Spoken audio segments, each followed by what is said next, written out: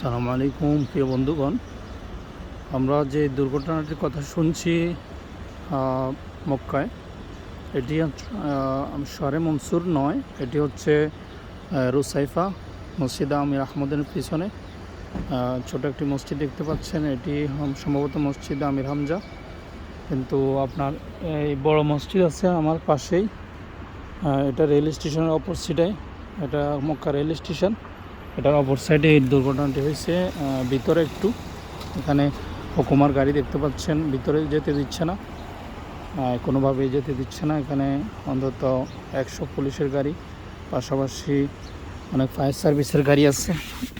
তো ঘটনাটি আসলে সত্যতা মিলেছে, আমি সরাসরি এসে আপনাদেরকে আপডেট দেওয়ার চেষ্টা করছি। আল্লাহ সবাইকে হেফাজত করুক, এবং যারা এখানে ইন্তেকাল করছে আল্লাহ তাআলা সবাইকে শহীদি মর্তবা দান করুক।